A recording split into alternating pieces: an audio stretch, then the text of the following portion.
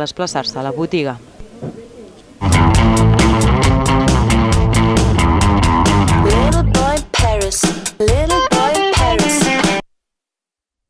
A la secció de gènere negre, avui l'adaptació cinematogràfica de Requiem por Brown, de James Ellroy.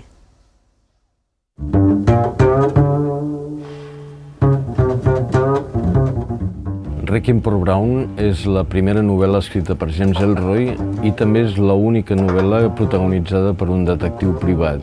Després, tota la resta de la seva obra està protagonitzada per policies.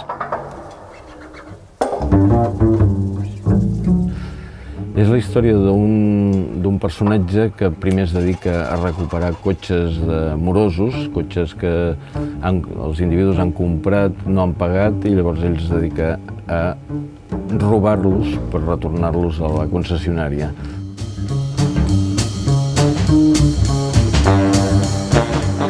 I a partir d'aquí li encarreguen el seguiment d'una noia, d'un paleter que està involucrat en un cas d'un incendi d'una sala de festes, el món del golf, pornografia.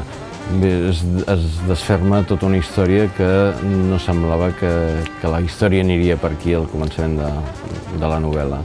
Jason Freeland em va fer una adaptació cinematogràfica que també ha sigut una de les primeres adaptacions de novel·les de James Ellroy.